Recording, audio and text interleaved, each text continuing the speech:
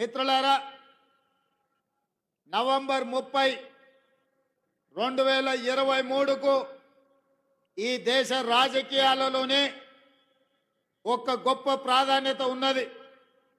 ఈ సందర్భంగా తెలంగాణ 4 కోట్ల ప్రజలకు నేను గుర్తు చేయదలుచుకున్నా. పోయిన సంవత్సరం నవంబరు 30 తారీఖు 2023 నాడు ఈ రాష్ట్రంలో ఉన్న దాదాపుగా 35,000 పోలింగ్ బూతులలో లక్షలాది మంది బారులు తీరి సీమల దండై దొరల గడీలను కుప్పగూల్చి ప్రజా ప్రభుత్వాన్ని తేవడానికి పోలింగ్ బూతుల్లో 92 లక్షల ఓట్లు కాంగ్రెస్ పార్టీకి సోనియమ్మ నాయకత్వానికి అండగా నిలబడి ఇవాళకి సరిగ్గా సంవత్సరం పూర్తి చేసుకున్నాం. మనస్ఫూర్తిగా మీకు అందరికీ ధన్యవాదాలు తెలియజేస్తున్నా. మీరందరూ పెద్ద ఎత్తున చప్పట్లతో మొదటి సంవత్సరం పూర్తి చేసుకున్న ఉత్సవాన్ని ఈ ప్రపంచానికి తెలియజేయాల్సిందిగా మీ అందరికీ విజ్ఞప్తి చేస్తున్నా. మిత్రులారా, నవంబర్ 30, 2023 నాడు ఏ ఉత్సాహంతో, ఏ అభిమానంతో, ఏ గుండె ధైర్యంతో ఈ పాలమూరు బిడ్డను ఆశీర్వదించాలని ఈ గడ్డంతా అండగా నిలబడి ఈ జిల్లా అంతా ఏకోన్ముఖమై ఎంతో కాలం నుంచి ఎదురు చూస్తున్న అవకాశం ఒక్కసారి వచ్చింది. దీన్ని జార విడుచుకోవద్దని మీరు అండగా నిలబడ్డ రోజు ఇవాళ. ఈ సందర్భంగా మీ ఎదురుగా నేను చెప్పదలుచుకున్నా.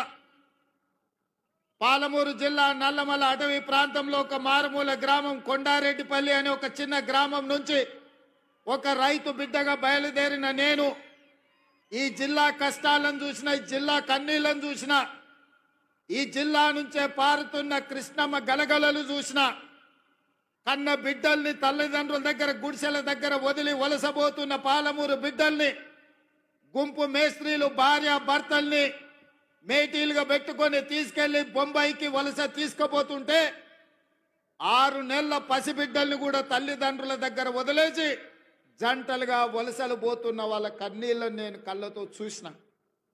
ముఖ్యంగా అచ్చంపేట, నాగర్ కర్నూలు, వనపర్తి ప్రాంతంలో గుంపు మేస్త్రీల నాయకత్వంలో తట్ట పని, పార పని, మట్టి పని కోసం బొంబాయి దిక్కు వలసలు పోతుంటే ఆనాడు బస్సులు ప్రత్యేకంగా వందలాది బస్సులు ఈ జిల్లా నుంచి వలసలు తీసుకెళ్లడానికి రైతాంగాన్ని తీసుకెళ్తుంటే వనపర్తిలో నేను చదువుకునేవాడిని.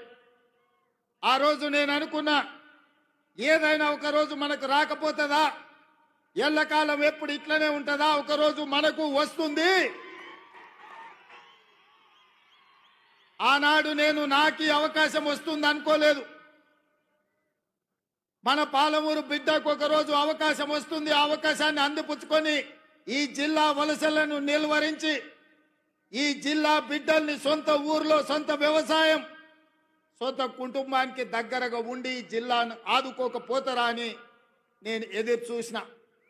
సరిగ్గా 70 సంవత్సరాల తర్వాత ఆనాడు ఉమ్మడి హైదరాబాదు రాష్ట్రం మొట్టమొదటి ముఖ్యమంత్రిగా ఈ జిల్లా బిడ్డ బూర్గుల రామకృష్ణారావు ముఖ్యమంత్రి అయితే 70 సంవత్సరాల తర్వాత మీ బిడ్డ కొండారెడ్డిపల్లి నుంచి బయలుదేరిన ఒక రైతు బిడ్డ మీ అభిమానంతో ఈ తెలంగాణ రాష్ట్రానికి మళ్ళీ నాయకత్వం వచ్చే అవకాశం వచ్చింది. నా జన్మ ధన్యమైందని చెప్పి నేను ఈ సందర్భంగా తెలియజేస్తున్న. మిత్రులారా, ఈ అవకాశం ఆషామాషిగా వచ్చింది కాదు. ఈ వచ్చిన అవకాశాన్ని అల్లరి చిల్లర పనుల కోసమో, అనవసరమైన ఖర్చుల కోసమో, ఆర్భాటపు ఏషాలు వేయడానికో కాదు. ఇది ఒక బాధ్యత. ఈ బాధ్యతను జవాబుదారీతనంతో నిర్వహించాల్సిన బాధ్యత నా మీద ఉన్నది. వేదిక మీద నా వయసంత అనుభవం ఉన్న కేశవరావు గారు ఉన్నారు.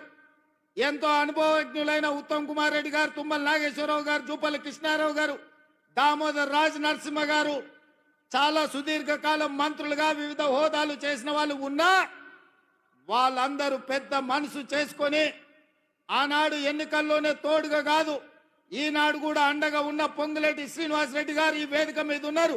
వాళ్ళందరూ వాళ్ళందరూ కూడా వయసులో చిన్నవాడినైనా మీ అందరి ఆశీర్వాదం ఉండబట్టి పాలమూరు జిల్లాకు అవకాశాలు ఇవ్వాలని ఇవాళ తెలంగాణ రాష్ట్రానికి పెద్ద బాధ్యత అయిన ముఖ్యమంత్రి కూర్చే పాలమూరు బిడ్డలకు ఇచ్చిండ్రు. మనమందరం వారికి మనస్ఫూర్తిగా ధన్యవాదాలు తెలియజేయాల్సిన అవసరం ఉన్నది. ఎందుకంటే నేనెన్నడూ మంత్రిగా కానీ కేంద్ర మంత్రిగా కానీ ఏ బాధ్యత చేయలే. జిల్లా పరిషత్ మెంబర్గా, జడ్పీటీసీగా, ఎమ్మెల్సీగా, ఎమ్మెల్యేగా, ఎంపీగా ప్రజలలో కలిసి పనిచేసిన కానీ అధికారంలో ఏ కుర్చీలో నేను కూర్చోలే.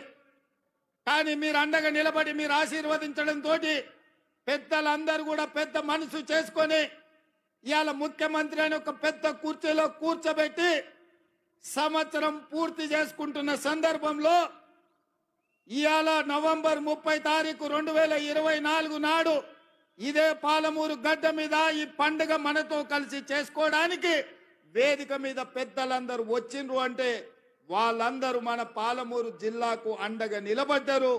ఇది మనకు ఒక గొప్ప అవకాశం అని నేను చెప్పదలుచుకున్నా. మిత్రులారా, ఇవాళ నేను మిమ్మల్ని అడుగుతున్నా, ఇవాళ టీఆర్ఎస్ నాయకులు, బీజేపీ నాయకులు, ముఖ్యంగా బీఆర్ఎస్ వాళ్ళు, చంద్రశేఖరరావు గారి కుటుంబం ఏ రకంగా మాట్లాడుతుండ్రో, ఏ రకంగా విమర్శిస్తుండ్రో, ఏ రకంగా తిడుతుండ్రో నిశితంగా మీరందరూ గమనించండి. 10 సంవత్సరాలు వాళ్ళు పరిపాలన చేసిండ్రు, 2 సార్లు ముఖ్యమంత్రి అయినరు. వారు ఏమి చేసిండ్రో నాకంటే మీకు ఎక్కువ తెలుసు. ఎందుకంటే ఈ మట్టిని నమ్ముకున్న మీరు, ఈ మట్టిలోనే పుట్టి మట్టిలోనే కలిసే మీరు, ఈ మట్టే శాశ్వతమని నమ్మిన మీకు రైతు రుణమాఫీ గత ప్రభుత్వంలో జరిగిందా? రైతుకు గిట్టుబాటు ధర వచ్చిందా? ఆనాడు చంద్రశేఖరరావు గారు స్వయంగా మాట్లాడిన మాటల్ని ఈనాటి రైతాంగం మర్చిపోయిందని వారు అనుకుంటున్నారా? ఆనాడు ఒరేస్తే ఉరేసుకున్నట్టే అన్నది ఈ పెద్ద మనిషి చంద్రశేఖరరావు గారు కాదా? ఇవాళ మరి నేను మిమ్మల్ని అడుగుతున్నా, మీ ద్వారా ఈ తెలంగాణ రాష్ట్ర రైతాంగాన్ని నేను అడగదలుచుకున్నా. ఆనాడు ఒరేసుకుంటే ఉరేసుకున్నా అన్నట్టు ఆనాటి ప్రభుత్వం అంటే, ఈనాడు మీరు ఒరేసుకుంటే 500 రూపాయల బోనస్ ఇస్తామని చెప్పిన మాట ఉత్తమ్ కుమార్ రెడ్డిది కాదా?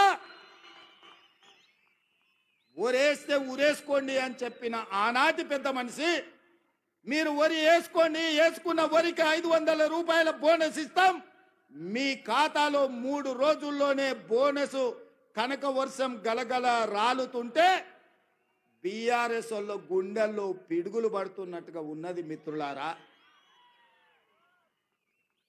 ఇవాళ కాళేశ్వరం కట్టినా అన్నాడు, పాలమూరు రంగారెడ్డి ఎత్తిపోతలు చేపట్టిన అన్నాడు. ఇప్పటి వరకు 10 సంవత్సరాలలో ఆనాటి చంద్రశేఖరరావు గారు కేవలం సాగునీటి ప్రాజెక్టుల కోసం, కాంట్రాక్టర్ల కోసం 1,83,000 కోట్ల రూపాయలు ఖర్చు పెట్టిండు. అందులో కాళేశ్వరానికి 1,02 కోట్ల రూపాయలు, 1,02,000 కోట్ల రూపాయలు ఖర్చు పెట్టిండు. 1,02,000 కోట్ల రూపాయలు ఖర్చు పెట్టి ఆనాడు పండిన పంటను కాళేశ్వరం నీళ్లతో పండించిన అని గొప్పలు చెప్పుకున్నాడు. వారు చెప్పుకున్నప్పుడు మేమేం అనలేదు. కానీ వారు కట్టిన ప్రాజెక్టులు సుందిల్ల కావచ్చు, మేడిగడ్డ కావచ్చు, అన్నారం కావచ్చు, ఈ బ్రిడ్జ్లు, బారేజీలు కుప్పగూలిపోయి చుక్క నీరు లిఫ్టులు చెయ్యకపోయినా ఈనాడు కాంగ్రెస్ పార్టీ అధికారంలోకి వచ్చిన తర్వాత కాంగ్రెస్ పార్టీ కట్టిన ప్రాజెక్టులు, అది జూరాల కావచ్చు, శ్రీశైలం కావచ్చు, నాగార్జున సాగర్ కావచ్చు, నెట్టంపాడు కావచ్చు, కోయిల్ సాగర్ కావచ్చు, శ్రీరామ్ సాగర్ కావచ్చు, మంజిరా కావచ్చు, లేకపోతే శ్రీపాద ఎల్లంపల్లి కావచ్చు, ఇందిరా సాగర్ కావచ్చు, సీతారామ సాగర్ కావచ్చు, ఈ ప్రాజెక్టులన్నీ ఆనాడు కాంగ్రెస్ పార్టీ కట్టి ఆ ప్రాజెక్టుల ద్వారా నీళ్లు ఇచ్చి వరుణుడు కరుణిస్తే ఈ సంవత్సరం కాళేశ్వరం లేకపోయినా, చుక్క నీరు ఇవ్వకపోయినా 1,53,00,000 మెట్రిక్ టన్నులు చరిత్రలోనే స్వతంత్రం వచ్చినప్పటి నుంచి ఈనాటి వరకు 75 సంవత్సరాలలో ఏ రాష్ట్రం ఉత్పత్తి చేయనంత ఉమ్మడి రాష్ట్రం 23 జిల్లాలు. ఇవాళ ఆంధ్రప్రదేశ్లో ఉన్న 13, తెలంగాణలో ఉన్న 10, ఉమ్మడి 23 జిల్లాలలో కూడా ఒక పంటకు 1,53,00,000 మెట్రిక్ టన్నుల వడ్లు ఎన్నడూ పండలే. మరి ఇవాళ తెలంగాణ రాష్ట్రంలో ప్రజాపాలనలో మన ప్రభుత్వంలో ఒక పంటకు 66 లక్షల ఎకరాలలో 1,53,00,000 మెట్రిక్ టన్నుల వడ్లు పండించి 500 రూపాయల బోనస్ ఇచ్చి ఇవాళ ధైర్యంగా ఈ గడ్డ మీద, పాలమూరు గడ్డ మీద రైతు పండుగ చేసుకుంటున్నాం. మనకు రైతు పండుగ చేసుకునే హక్కు లేదని బీఆర్ఎస్ వాళ్ళు అంటుండ్రు. మీరు ఒక్కసారి ఆలోచన చేయండి మిత్రులారా. 10 సంవత్సరాలు, మొదటి 5 సంవత్సరాలు 1,00,000 రూపాయల రుణమాఫీ చేస్తా అన్నాడు. 4 విడతలు అన్నాడు. మిత్తి నేనే కడతా అన్నాడు. ఆయన కట్టిన దాంట్లో అసలు కంటే మిత్తికే ఎక్కువైంది. 2018 నుంచి 2023 వరకు మళ్ళీ 1,00,000 రూపాయల రుణమాఫీ చేస్తా అన్నాడు. మొదటి 4 సంవత్సరాలు అన్నా పైసా కూడా ఇవ్వలే. ఆఖరి సంవత్సరం ఔటర్ రింగ్ రోడ్డును అమ్మి 11,000 కోట్ల రూపాయలు రైతుల ఖాతాలో వేస్తే 8,596 కోట్ల రూపాయలు మిత్తికే పోయినాయి. అసలు చెల్లించింది 2,500 కోట్లే. మిస్టర్ హరీష్ రావు గారు, మీరు వినండి స్పష్టంగా. ఆర్థిక మంత్రిగా మీరు బాధ్యత నిర్వహించింది కదా. ఔటర్ రింగ్ రోడ్డు 7,500 కోట్ల రూపాయలకు తెగ నమ్మి ఆనాడు కాంగ్రెస్ పార్టీ నిర్మించి ఒక అద్భుతమైన ఆస్తిని నగరానికి, తెలంగాణ రాష్ట్రానికి ఇస్తే దాన్ని అమ్మేసి 5 సంవత్సరాలలో రైతు రుణమాఫీ చేసింది మీరు 11,000 కోట్లు అయితే అందులో 8,500 కోట్ల రూపాయలు మిత్తికే సరిపోయినాయి. మీరు చెల్లించిన అసలు 2,500 కోట్లే.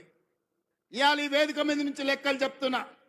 ఇవాళ నువ్వు అనొచ్చు పాలమూరులో మేము లేం కదా, నువ్వు ఎట్లన్నామని. ఇదే లెక్కలు అసెంబ్లీలో నేను లెక్కలు తేలుస్తా. 5 ఏళ్లలో మొదటి సంవత్సరం నువ్వు రైతు రుణమాఫీ చేసినుంటే ఈ 8,500 కోట్లు మిత్తి కాదు, రైతుల అసలు అప్పుకు సరిపోతుండే. మీరు 5 ఏళ్లలో మొదటి సంవత్సరంలోనే రైతు రుణమాఫీ చెయ్యనందుకు ఇవాళ మీరు ఇచ్చిందంత మిత్తికే పోయింది. అందుకే నేను ఆలోచన చేసిన, మా భట్టి గారి సలహా తీసుకున్నా. ఇవాళ నేను ఈ వేదిక మీద నుంచి సగర్వంగా తెలంగాణ రైతాంగానికి గొప్పగా నేను చెప్పదలుచుకున్నా. 29 రాష్ట్రాలలో ఉన్న ముఖ్యమంత్రులను కానీ ప్రధానమంత్రి నరేంద్ర మోడీని, కల్వకుంట్ల చంద్రశేఖరరావును సవాలు విసురుతున్నా. ఈ దేశంలో స్వతంత్రం వచ్చినప్పటి నుంచి ఏ రాష్ట్రమైనా 10 నెలల్లో 25 రోజుల్లో 22,22,062 రైతు కుటుంబాలకు 17,869 కోట్ల రూపాయల రుణమాఫీ చేసిన చరిత్ర ఈ దేశంలో ఉన్నదా అని నేను అడుగుతున్నా. చర్చలకు మీరు సిద్ధంగా ఉన్నారా నరేంద్ర మోడీ గారు అని నేను అడుగుతున్నా. నరేంద్ర మోడీ గారు వస్తారా చర్చకు? కల్వకుంట్ల చంద్రశేఖరరావు గారు వస్తారా? మీరిద్దరు కలిసి రాండి. ఈ రోజు మా భట్టి గారు మా చేతుల మీదుగా, మా ఆడబిడ్డల చేతి మీదుగా 3,13,000 కుటుంబాలకు 2,747 కోట్ల రూపాయలు 4వ విడత రైతు రుణమాఫీ చేసిన. మొత్తంగా 25 లక్షల రైతు కుటుంబాలకు 21,000 కోట్ల రూపాయల రైతు రుణమాఫీ మొదటి సంవత్సరంలో చేసిన ప్రభుత్వం, ప్రజా పాలన ఈ దేశంలో ఉన్నదే అంటే అది తెలంగాణ. ఈ తెలంగాణ రాష్ట్రం రైతులకు రుణమాఫీ చేసిందంటే సోనియమ్మ ఆశీర్వాదంతో, రాహుల్ గాంధీ గారు ఇచ్చిన గ్యారంటీతో చేసినామని నేను చెప్తున్నా. అందుకే ఇవాళ బీజేపీ నాయకులను, బీఆర్ఎస్ నాయకులను ఒకరొక్కరికి వస్తారో అందరు కలిసి వస్తారో, ఎట్లొస్తారో అట్లా రాండి. అసెంబ్లీలో తేలుద్దామా, పాలమూరు గడ్డ మీద తేలుద్దామా. మొదటి సంవత్సరంలో 25 లక్షల రైతు కుటుంబాలకు 21,000 కోట్ల రూపాయల రైతు రుణమాఫీ చేసిన పేటెంట్ కాంగ్రెస్ పార్టీ గ్యారంటీ అని నేను చెప్పదలుచుకున్నా. గ్యారంటీల గురించి మాట్లాడాల్సి వస్తే, స్వతంత్రం వచ్చినప్పటి నుంచి దళితులకు, గిరిజనులకు, ఆదివాసీలకు, బలైన వర్గాలకు భూ పంపకాలు చేసి అసైన్మెంట్ పట్టాలు ఇవ్వడం ద్వారా ఆ గ్యారంటీ మాది. రైతులను ఆదుకున్న చరిత్ర మాది. రైతు రుణమాఫీ చేసిన చరిత్ర మాది. కనీసం మద్దతు ధర తీసుకొచ్చిన చరిత్ర మాది. ఇవాళ రైతులకు రుణమాఫీ చేసిన చరిత్ర మాది. రైతులకు 24 గంటలు ఇవాళ ఉచిత విద్యుత్ వస్తుందంటే ఆనాడు డాక్టర్ వైఎస్ రాజశేఖర రెడ్డి గారు 9 గంటలు రైతాంగానికి నాణ్యమైన ఉచిత విద్యుత్ ఇచ్చి ఈ దేశంలోనే రైతులకు ఉచిత విద్యుత్ ఇవ్వడం కాంగ్రెస్ పార్టీ పేటెంట్ అని నిరూపించుకున్న చరిత్ర కాంగ్రెస్ పార్టీది, రైతు బీమా కనిపెట్టింది కాంగ్రెస్ పార్టీ, రైతులను ఆదుకున్నది కాంగ్రెస్ పార్టీ. ఇవాళ రైతుల గురించి ఏదైనా పేటెంట్ ఉంది, ఏదైనా గ్యారంటీ ఉందంటే రైతు రుణమాఫీ కావచ్చు, రైతులకు ఉచిత కరెంటు కావచ్చు, రైతు బీమా కావచ్చు. ఇవాళ రైతులను అన్ని రకాలుగా ఆదుకున్న కనీస మద్దతు ధర కావచ్చు. ఇవాళ రైతులకు 500 రూపాయలు బోనస్ ఇచ్చి వరి పంటను పండించిన చరిత్ర ఇవాళ కాంగ్రెస్ పార్టీది. ఈ పేటెంట్ అంతా మాది కాదా అని నేను అడుగుతున్నా. దీని మీద చర్చించడానికి మేము సిద్ధంగా ఉన్నాం. ఎవరెవరు వస్తారో రాండి అని చెప్పి ఈ వేదిక మీద నుంచి నేను సవాలు విసిరదర్చుకున్నా. అందుకే మిత్రులారా, ఇవాళ 70 సంవత్సరాల తర్వాత ఈ జిల్లాకు మనకు అవకాశం వచ్చింది. మన ప్రాజెక్టులు ఇంకా పడా ఉన్నాయి. నేను అడుగుతున్న చంద్రశేఖరరావు గారిని, ఉమ్మడి రాష్ట్రంలో సమైక్య పాలనలో సీమాంధ్ర ముఖ్యమంత్రులు తెలంగాణకు అన్యాయం చేసిండ్రను. మరి తెలంగాణ వచ్చిన తర్వాత మీరెట్లా అన్యాయం చేసిండ్రా అని నేను అడుగుతున్నా. నువ్వు కరీంనగర్లో ఓడిపోతాని వలస వచ్చి పాలమూరు జిల్లాకు వస్తే, పాలమూరులో మీకు ఊరు లేకపోయినా, పార్లమెంటులో మీ నోరు లేకపోయినా 2009లో పార్లమెంటుకు గెలిపించి పంపించింది, పల్లకిలో మోసింది మేము కాదా? 2009లో నిన్ను ఎంపీని చేస్తే తెలంగాణ సాధించడానికి గొప్ప చెప్పుకున్నావు కదా. వచ్చిన తెలంగాణలో మమ్మల్ని ఆదుకొని మా ప్రాజెక్టులను పూర్తి చేయాల్సిన బాధ్యత చంద్రశేఖరరావు గారు మీకు, మీ ప్రభుత్వానికి లేకపోయినా, ఆనాడు జిల్లా మొత్తం నీకు అండగా నిలబడి ఎమ్మెల్యేలు ఎంపీలను గెలిపించి ఈ జిల్లా మొత్తం నీ పార్టీకి అండగా నిలబడితే మా గుండెల మీద తన్ని మమ్మల్ని మోసం చేసి మా పసిడి పంటలు పండాల్సిన పాలమూరు జిల్లాను ఎడారిగా మార్చి వలసలు శాశ్వతంగా ఉండేటట్టుగా మా కుటుంబాలు, మా సోదరులు కన్న పిల్లలను వదులుకొని బొంబాయో, దుబాయో, బొగ్గుబాయిల చుట్టూతా తట్ట పని, పార పనికి, మట్టి పనికి వలసలు పంపించింది నువ్వు కాదా చంద్రశేఖరరావు అని నేను అడుగుతున్నా. ఇన్ని పాపాలు చేసిన నువ్వు పూర్తి చేయని పాలమూరో, కల్వకుర్తో, నారాయణపేట, కొడంగల్ ప్రాజెక్టులు మేము చేయాలనుకుంటే ఇవాళ నారాయణపేట, కొడంగల్ ఎత్తిపోతల వద్దే వద్దు, మక్తలకు నీళ్ళు ఇయ్యనే వద్దు అడుగుతుండు.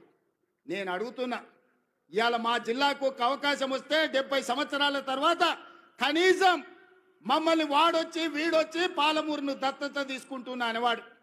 ఆనాడు చంద్రబాబు నాయుడు కావచ్చు, రోజే కావచ్చు, కిరణ్ కుమార్ రెడ్డి కావచ్చు, తెలంగాణలో చంద్రశేఖరరావు పాలమూరుకు వచ్చి పాలమూరుని దత్తత తీసుకుంటున్నా అనేవాడు. కానీ ఇవాళ మీ ఆశీర్వాదంతో మీ పాలమూరు బిడ్డ, సొంత బిడ్డ, ఎవడి దయాదాక్షిణ్యాలు అక్కర్లేదు, మమ్మల్ని ఎవరి దత్తత తీసుకోవాల్సిన పని లేదు, మా వాడే, మా బిడ్డనే ఈ రాష్ట్రానికి ముఖ్యమంత్రి అయ్యుడు, సంతకాలు పెడతాడు అన్నప్పుడు కాళ్ళల్లో కట్టెబెట్టడం న్యాయమా? మిత్రులారా, మీరు ఆలోచన చేయండి. నేను అడుగుతున్న ఈ జిల్లాని, పాలమూరు బిడ్డల్ని, ఎంతకాలం ఎవడో వచ్చి మనల్ని దత్తత తీసుకునేది?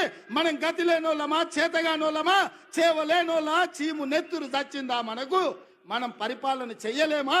మనం నిధులు తెచ్చుకోలేమా? మన జిల్లాను అభివృద్ధి చేసుకోలేమా అని నేను అడుగుతున్నా. మిత్రులారా, ఎందుకు అలా ఈ కోపం, ఈ ద్వేషం బీఆర్ఎస్ వాళ్ళకని అడుగుతున్నా. ఏం నొచ్చింది? 10 ఏళ్ళు మీరు ఉన్నారు కదా, 20 లక్షల కోట్లు మీ చేతులు ఉన్నాయి కదా, 20,000 కోట్లు మా ప్రాజెక్టులు పూర్తి చేయడానికి మీకు మనసు రాలేదు. మీరు మనుషులా అని నేను అడుగుతున్నా. ఇవాళ నేను కల్వకుర్తి పూర్తి చేయాలను ఉత్తమ్ కుమార్ రెడ్డి గారు పాలమూరు రంగారెడ్డి నిత్యం సమీక్షించడం ద్వారాను, మా గద్వాల కృష్ణమోహన్ రాలపాడు నుంచి గద్వాల అలంపూర్లో మా సంపత్ కుమార్ ప్రాజెక్టు పూర్తి చేయాలని అడుగుతుంటే వాటికి నిధులు ఇవ్వాలి, నీళ్లు రావాలి అని నేను అంటుంటే మీరు అట్లెట్ల ప్రాజెక్టులు కడతారని చంద్రశేఖరరావు గారు, ఆయన కొడుకు, ఆయన అల్లుడు అంటారు. నేను అడుగుతున్నా నా పాలమూరు సోదరులు, మళ్ళీ వస్తుందా మనకి అవకాశం? ఇట్లాంటి అవకాశం మనకు వస్తుందా? ఆనాడు బూర్గుల రామకృష్ణారావు తర్వాత 70 ఏళ్ళు పట్టింది అవకాశం రావడానికి. 70 ఏళ్ళ తర్వాత వచ్చిన అవకాశాన్ని జార విడుచుకుందామా? మన ప్రాంతాన్ని మనం అభివృద్ధి చేసుకుందామా? ఆలోచన చేయమన్న బిడ్డలు, నా సోదరులు, మా అన్నదమ్ములను, మా అక్క తమ్ముళ్ళని నేను అడుగుతున్నా. ఈ అవకాశం పోతే శాశ్వతంగా మళ్ళీ రాకపోవచ్చు. అవకాశం ఇస్తే ఏం చేసుకున్నారు మీరు అని అనొచ్చు. అందుకే ఇవాళ ఎవరు ఏమనుకున్నా మక్తల్, నారాయణపేట, కొడంగల్ ఎత్తిపోతల పథకాన్ని తెచ్చినాం. మహబూబ్నగర్లో ఇంజనీరింగ్ లా కాలేజ్ తెచ్చినాం. ఇవాళ మెడికల్ కాలేజ్ కొడంగల్కు తెచ్చినాం. అన్ని కాలేజీలు, అన్ని స్కూళ్ళు, అన్ని విద్యా సంస్థలు ఇవాళ జిల్లాకు తెచ్చుకున్నాం. పెండింగ్ ఉన్న పాలమూరు రంగారెడ్డి ఎత్తిపోతల్ని మనం పూర్తి చెయ్యాలనుకుంటున్నాం. ఇవాళ ఇంతకుముందు మా మధు, లేకపోతే మా ఎన్ఎం శ్రీనివాసరెడ్డి, మా అనిరుద్ధు చిట్టీలు ఇచ్చిండ్రు, అన్న ఇవన్నీ ప్రకటించని. అవన్నీ కాదు, ఈ జిల్లాకు ఏం అవసరమైన ఒక్కొక్కటి కాదు, అన్ని మూకుమ్మడిగా ఒకే సంతకంతో ఈ జిల్లాలో ఉండే అవసరాలకు అవసరమైతే వేదిక మీద నా మంత్రివర్గ సహచరుల సాక్షిగా మా వలస జీవితాలు బాగుపడాలంటే సంవత్సరానికో 20,000 కోట్లు మా జిల్లాకు ప్రత్యేకంగా నిధులు ఇవ్వండి అని నేను అడుగుతున్నా మీ తరఫున. 70 ఏళ్ళు మాకు అన్యాయం జరిగింది, నష్టం జరిగింది. 70 ఏళ్ళు మేము కన్నీళ్లతో బతికినాం.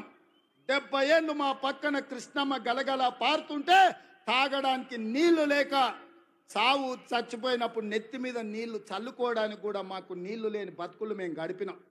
నేను అడుగుతున్న మిత్రులారా, ఇవాళ ఈ తెలంగాణకు నాయకత్వం వహించే అవకాశం పాలమూరు జిల్లాకు వస్తే వదులుకుందామా అని నేను అడుగుతున్నా. ఇవాళ వాళ్ళందరూ మనకు సహకరిస్తారా? మన జిల్లా కోసం సంవత్సరానికి 20,000 కోట్ల రూపాయలు, 5 ఏళ్లలో 1,00,000 కోట్ల రూపాయలు ఈ జిల్లాకు తెచ్చుకుంటే ఈ జిల్లాలో పసిడి పంటలు పండి బంగారు భూములుగా మారవా బంజరు భూములని నేను అడుగుతున్నా. కేసీఆర్ కాళేశ్వరం ఒక్కదానికే 1,50,000 కోట్ల రూపాయలు తీసుకుపోయింది. 1,02,000 కోట్ల రూపాయలు కాంట్రాక్టర్లకు ఇచ్చిండ్రు. కట్టింది కుప్ప కూలింది. ఎవరు వెనకడికి కూడా పనిమంతుడు అంట పందిరేస్తే కుక్కతోక తలిగి కూలిపోయిందంట.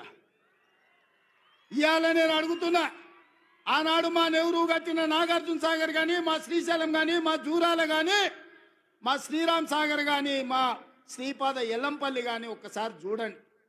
ఎన్ని వర్షాలు వచ్చినా, ఎన్ని తుఫాన్లు వచ్చినా ఏమైనా ప్రాజెక్టులు నిటారుగా నిలబడ్డాయి, ఈ జాతికి సేవలు అందిస్తున్నాయి. కానీ కేసీఆర్ కట్టింది కుప్ప కూలింది. కేసీఆర్ కట్టి కూలగొట్టి కమిషన్లు మెక్కిన కాళేశ్వరానికి 1,50,000 కోట్లు తీసుకపోతే నా జిల్లా కోసం, నేను పుట్టిన గడ్డ కోసం, ఈ గడ్డ కోసమే ఈరోజు రాజకీయాలలో ఈ కుర్చీలో ఉన్న నా కోసం 5 ఏళ్లలో 1,00,000 కోట్లు మా మిత్రులు ఇవ్వరా నేను అడిగితే నేను ఈ నిధులు తేనా అని నేను అడుగుతున్న నా జిల్లా సోదరులను. ఎంతకాలం ఎవడో మనల్ని దత్తత తీసుకోవాలని మనం దిక్కులు చూడాలి. ఒక్కసారి ఆలోచన చేయండి సోదరులారా. ఏం మనం కాలొంకరనా కన్నొంకరనా? ఏం తక్కువ మనకు? మనల్ని ఎవరో దత్తత తీసుకునేదేంది? మన గడ్డను మనం అభివృద్ధి చేసుకోలేమా? ఇవాళ అండగా నిలబడాల్సిన మీరు వాడో వీడో చెప్తే ఇవాళ వాళ్ళ సోయిలో పడ్డారంటే వచ్చే నష్టాన్ని ఆలోచన చేయండి. మల్లన్న సాగర్ల ముంచలేదా? కొండ పోచమ్మల ముంచలేదా? రంగనాయక సాగర్ల దోసుకోలేదా?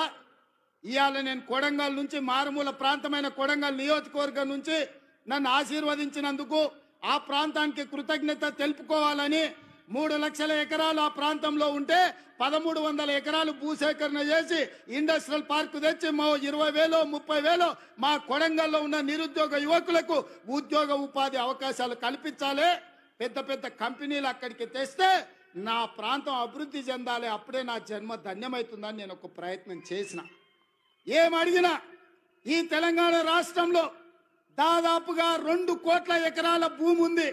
2 కోట్ల ఎకరాల భూమిలో కొడంగల్లో 1,300 ఎకరాల భూమి సేకరించి ఒక పారిశ్రామిక వాడను నిర్మించి కొడంగల్ను నేను అభివృద్ధి చేయాలంటే చిచ్చు పెట్టి, లగచర్ల మంటలు పెట్టి, అధికారులను కొట్టించి, కలెక్టర్ల మీద దాడులు చేపించి ఇవాళ అమాయకులైన మా లంబాడి సోదరులను జైళ్లకు పంపించారు. నేను ఆయనలోనే చెప్పిన, వాళ్ళ మాయమాటలు నమ్మకండి, వాళ్ళు ఉచ్చులో దించుతున్నారు. ఆనాడు తెలంగాణ ఉద్యమంలో కూడా ఇట్లనే చేసిండ్రు. అగ్గిపెట్టె రావు గారు 100 రూపాయలు పెట్టి పెట్రోల్ తెచ్చుకున్నాడు, కానీ 10 పైసలు పెట్టి అగ్గిపెట్టె తెచ్చుకోలే. ఈ అగ్గిపెట్టె రావుని నమ్మకూర్రా నాయన అని చెప్పిన. ఆయన మా పిల్లలు ఆవేశపడి నమ్మిపోతే ఇవాళ కేసులు అయినాయి. ముఖ్యమంత్రిగా ఉన్న ఇవాళ నా దగ్గరకు వస్తారు, సార్ నువ్వే ముఖ్యమంత్రి కేసులు తీయని. నేను చెప్పదలుచుకున్న మా మిత్రులకు, మా సోదరులకు, ముఖ్యమంత్రిగా ఉన్న నా మీదనే 182 కేసులు ఉన్నాయి. నా కేసులే నేను తీసుకోలేకపోయినా. చట్టం వేరు, ముఖ్యమంత్రి కుర్చీ వేరు. ఇవాళ వాళ్ళ మాయమాటలు నమ్మి మీరు కేసుల్లో ఇరుక్కుంటే బెయిల్ ఎప్పుడు వస్తుందో తెలియదు, మన కుటుంబాలను ఎప్పుడు కలుసుకుంటామో తెలియదు. నేను అడగదలుచుకున్నా, మీ భూములు గుంజుకొని ఏం చేస్తాను? నేను సాప చుట్టి ఇంటికి తీసుకుపోతానా? నాకేం అవసరం ఉంది? ఇవాళ 1,300 ఎకరాలు కొడంగల్లో భూమి తీసుకుంటే నేను పట్నం తీసుకుపోయేది ఉందా, లేకపోతే కొండారెడ్డిపల్లికి తీసుకుపోయేది ఉందా? ఆ రుణం తీర్చుకోవాలని ఆ కొడంగల్ నియోజకవర్గంలో 20-25 వేల మంది నిరుద్యోగ యువకులకు, ముఖ్యంగా ఆడబిడ్డలకు ఉద్యోగాలు కల్పించి ఉపాధి నెరవేర్చి పరిశ్రమలు స్థాపించి అభివృద్ధి చెయ్యాలని నేను ప్రయత్నం చేస్తే 1,300 ఎకరాలు కూడా భూసేకరణ జరగకుండా అధికారుల మీద దాడులు చేసి ఈరోజు అమాయకులను కేసులలో ఇరికిచ్చారు. ఒక్క కేసీఆర్కే గజ్వేల్లో 1000 ఎకరాల ఫామ్ హౌస్ ఉంది. నీ ఒక్కనికి 1000 ఎకరాల ఫామ్ హౌస్ ఉండొచ్చు, కానీ మా దగ్గర 1300 ఎకరాలలో ఒక పారిశ్రామిక వాడ ఉండొద్దు. ఒకసారి ఆలోచన చేయండి మిత్రులారా. ఇవాళ ఈ జిల్లాను అభివృద్ధి చేయాలంటే ఆనాడు నాగార్జున సాగర్ కడితే రైతులు మునగలేదా? శ్రీశైలం ప్రాజెక్టు కడితే మా కొల్లాపూర్ మునగలేదా? పాలమూరు రంగారెడ్డి కల్వకుర్తి ఎత్తిపోతలు కడితే మా కొల్లాపూరాలు 3 సార్లు భూములు పోయినోళ్ళు భూములు పోయి ఒక్కసారి కాదు 2 సార్లు 3 సార్లు కొల్లాపూర్ ప్రాంతంలో భూములు ముంపు గురైన బాధను దింగమిగుంటున్నారు. ప్రభుత్వం నుంచి సహాయం అందించమన్నారు, కానీ కొట్టాలంటే మా బిడ్డలు కొట్టకపోదురా?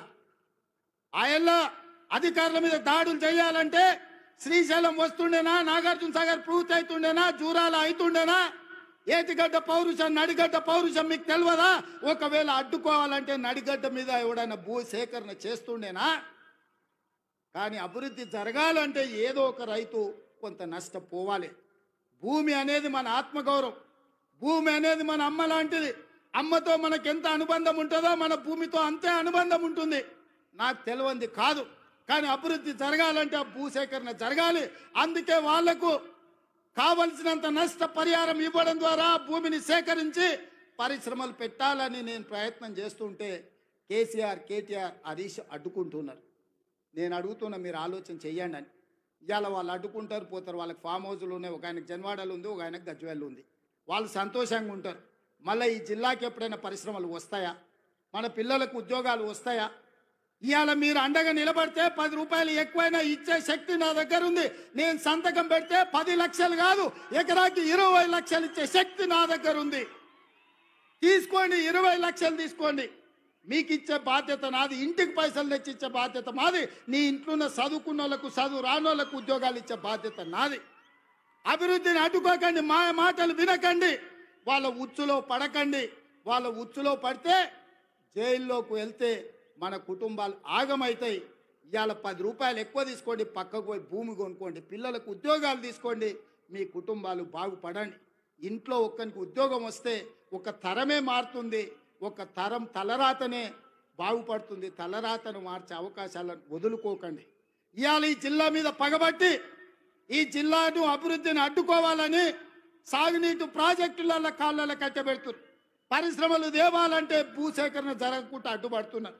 ఇవన్నీ కూడా ఈ జిల్లా గమనించాల్సిన అవసరం ఉన్నది. అందుకే మిత్రులారా, ఇవాళ రైతులకు బోనస్ ఇచ్చినాం, రైతు రుణమాఫీ చేసినాం, ఇవాళ 50,000 ఉద్యోగాలు ఇచ్చినాం. ఆడబిడ్డలకు 1,15,00,000 మంది ఆడబిడ్డలు ఆర్టీసీ బస్సుల్లో 3,700 కోట్ల రూపాయలు ఉచితంగా ప్రయాణాలు ఇచ్చినాం. 200 యూనిట్లు ఉచితంగా ఈరోజు పేదలకు విద్యుత్ ఇస్తున్నాం. 50 లక్షల కుటుంబాలకు 500 రూపాయలకే సిలిండర్ ఇస్తున్నాం. పాఠశాలలలో మెస్సు ఛార్జీలు, కాస్మెటిక్ ఛార్జీలు 40% పెంచినాం. ఇవన్నీ కూడా అప్పు చేయకుండా కోకపేటల భూములు అమ్మకుండా మేం చేసినాం.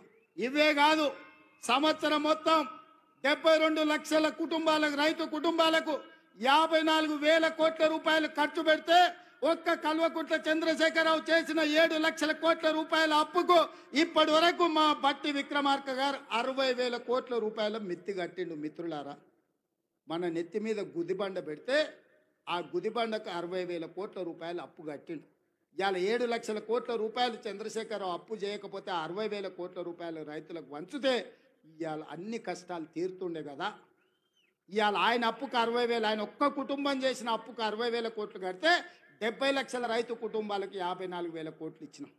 అంటే ఆయన దోపిడీ ఏ లెవెల్లో సాగిందో, ఆ దోపిడీకి ఈరోజు మేము ఎట్లా బలైపోతున్నామో, తెలంగాణ బడ్జెట్ ఎట్లా కేసీఆర్ దోపిడీకి బలైపోయిందో మీరు ఒక్కసారి ఆలోచన చేయండి.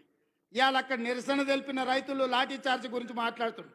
మల్లన్న సాగర్లో మల్లారెడ్డి అనే ఒక రైతు భూమి పోయిన రోజు కట్టెలు చితి పేర్చుకొని బతుకుండగానే ఆ చితి మీద పండుకొని నిలువున తగలబెట్టుకున్న రైతు మల్లన్న సాగర్లా మల్లారెడ్డి అనే పేరుంది. హరీష్ రావు గారు రా అసెంబ్లీకి. ఆనాడు భూమి కోల్పోయిన మల్లారెడ్డి చితి పేర్చుకొని కాల్చుకున్నప్పుడు నీ కన్నీళ్ళు ఎక్కడికి పోయినాయి? నువ్వు ఆ కుటుంబాన్ని ఎంత ఆదుకున్నావో ఇవాళ మల్లారెడ్డి ఇంటికాడికి పోదామా అని నేను అడుగుతున్నా.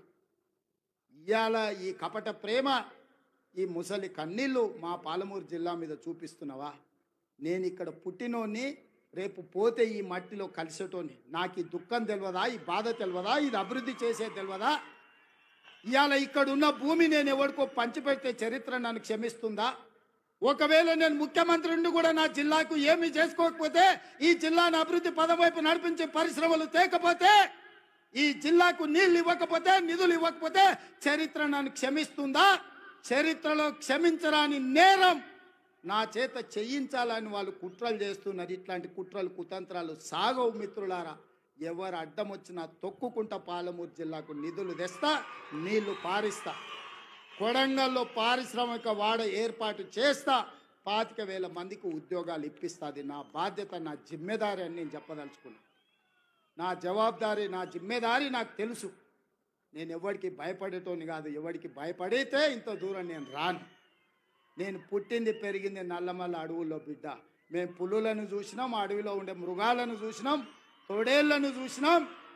అన్నిటిని ఎదుర్కొని ఇంత దూరం వచ్చిన మానవ మృగాలు మీరెంత నాకు కాలి గోటితో సమానమని నేను చెప్పదలుచుకున్నాను.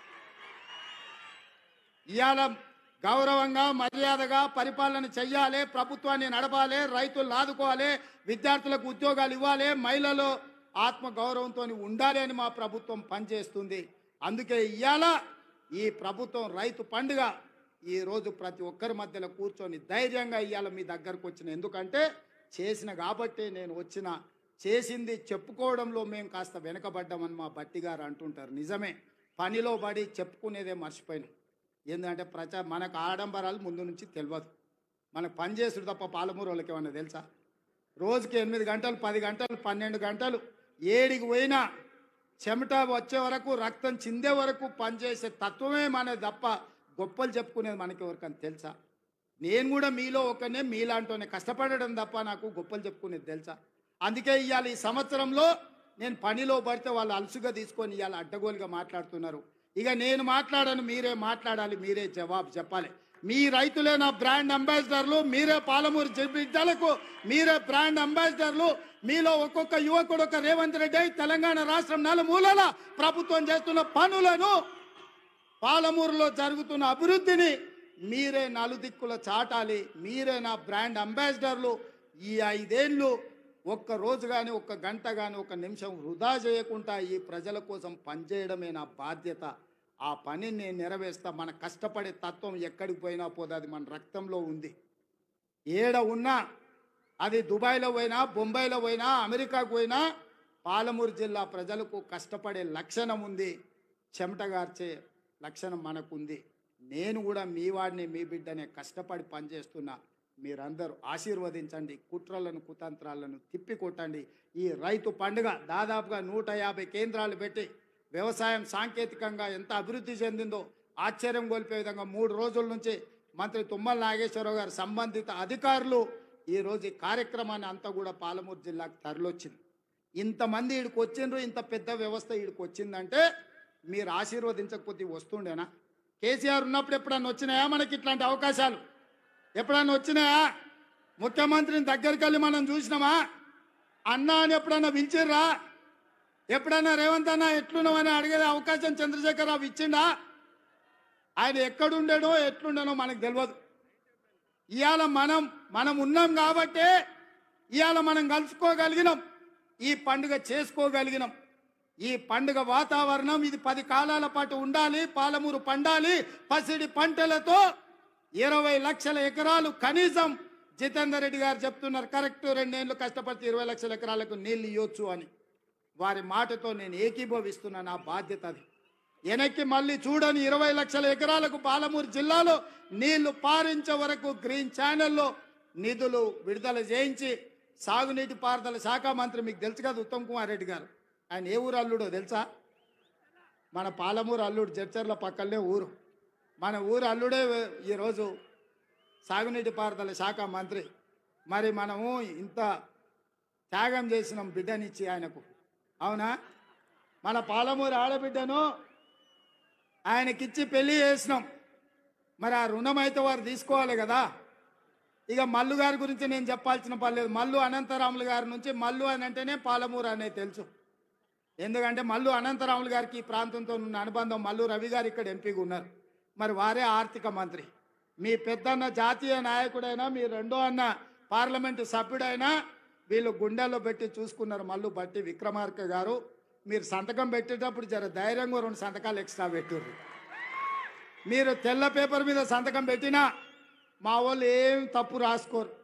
100 అవసరం ఉంటే 50 రాసుకుంటారు. మా వాళ్ళు అమాయకులు మళ్ళీ 100 బట్టడానికి ఏమైనా కష్టమవుతుందేమో అని. మీరు తెల్ల కాగితం మీద మాకు సంతకం పెట్టి ఇచ్చినా మనం ఏమి తప్పు రాసుకోము.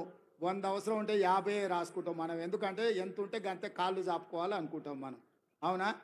మంచం ఎంత ఉందో కాళ్ళు గంతే చాపుకోవాలి, ఎక్కువ చాపుకుంటే బాగుండదని మనం తెలిసిన వాళ్ళం. ఇక దామోదర్ రాజనరసింహ గారు మన ఇన్ఛార్జ్ మంత్రి. నేను ఇష్టపడి ఆయన తీసుకొచ్చి ఇక్కడ పెట్టిన. ఎందుకంటే మనం ఏం అడిగినా ఏం అడగకుండా చూడకుండా సంతకం పెడతాడు ఆయన. ఆయనకు చదువు బాగొచ్చు, ఇంగ్లీష్ కూడా వచ్చు. కానీ నేను అడిగితే చదవకుంటే సంతకం పెడతాడు ఆయన. అన్నను మన పాలమూరు జిల్లా ఇన్ఛార్జ్ మంత్రిగా తీసుకొచ్చిన. నేనే అడిగి వారిని ఇక్కడ ప్రత్యేకంగా సెలెక్ట్ చేసి పెట్టుకున్నా. నాకేముంది చెప్పు, ఆయనను ఏదన్నా అడిగితే జిల్లా కోసం అడగాల్సిందే కదా. అందుకే మీరందరూ వేదిక మీద ఉన్న పెద్దలందరికీ పెద్ద ఎత్తున సప్పట్లు కొట్టి మనకు అన్నీ ఇవ్వాల్సిందిగా, వెనకాల ఉన్నోళ్ళు కూడా ఆఖరికి ఉన్నోళ్ళు కూడా మీ సప్పట్లే వాళ్లకు మన విజ్ఞప్తి. ఎందుకంటే మీరు ఒక్కరొక్కరు కలిసి చెప్పలేరు.